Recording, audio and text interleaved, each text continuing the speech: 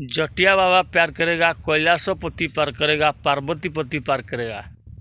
आमको साइड दियो रे, आमे तो कावड़ी वाला। दर्शक बंधु, आज यही जो बोलबम जो माने जाउचंती से भगवान शिव को एते कुष्ठित भाव में उपहास करुचंती।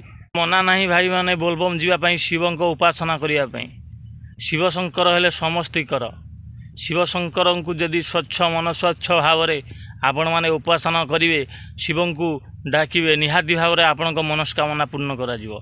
ए डीजे बजई नंगला नृत्य करिगले नुहे। आपण मैंने मन रखा उचित जे भगवान शिव शंकर हेले संहारकर्ता।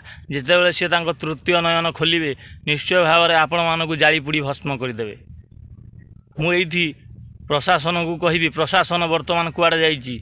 आम हिंदू धर्मर जो भगवान शिव शंकर को आमे पूजा करूँ, से शिव शंकर को आज उपहास करुँच। आज युवपीढ़ी मैंने जे कि डीजे बजई नंगला नृत्य करी आइटम डांस भली बोलबम पानी भार नहीं जाऊँच। आपण मानू कौन देखा जाऊनी ना से भगवान शिव शंकर आपण जानीपारू ना। तो भाई जे जो कर्म करे से फल निश्चय भाव में पाए। भाई माने माता पार्वती प्रथमे भगवान शिव को नहीं जल अभिषेक करते पति रूप में पाइबापी। तो पाइले मध्य से दिन ठारू यही प्रथा रही आसी। तेणु भगवान विष्णु कहले जे श्रावण मासरे जो भक्त बा जो लोक भगवान शिव को जल अभिषेक कर तार समस्त मनस्कामना पूर्ण करा कहुई।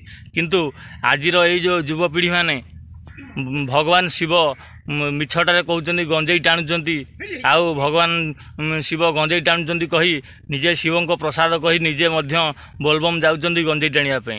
भगवान आपण मानक आज गोटे कथा कहूँ वीडियो माध्यम भगवान शिव कौन एमती डीजे बजई नंगला नृत्य कर डांस करुले।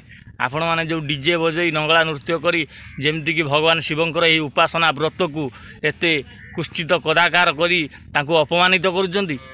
तो आपण मानक दुख भगवान निश्चय शुणिबे, भस्म करदे। शिव भगवान कोपरे वर दियंती नहले तपरे वर दियंती। किंतु आज युवपीढ़ी माने जो भाव में भगवान शिव को अपमानित करुचंती से तो केबे तपर वर पाइबेनी। से कोपरे भगवान को कोपरे तांको तृतीय नयन खोली भगवान शिव शंकर ताकू जाली पुड़ी भस्म करदे। एवं तांकर जो उपहास करुचंती भगवान शिव शंकर को तांको उपहास छाड़ी जीव सबुदिन पाई। तो मु प्रशासन को गोटे अनुरोध करी जे जो लोक मैंने यही भाव में आम हिंदू धर्म को भगवान शिव शंकर को एमती अपमानित कर विरुद्ध रे कड़ा कार्यानुष्ठान ग्रहण करा जाऊ एवं से शला को धरिकी निर्धूम पिटा जाऊ। जमती कि आउ केही एमती भगवान शिव को एवं आम हिंदू धर्म को अपमानित करने साहस हेब नहीं। जदि भिडियोटी भल लगे भिडियो निश्चय भाव में हर हर महादेव लिखिदेवे।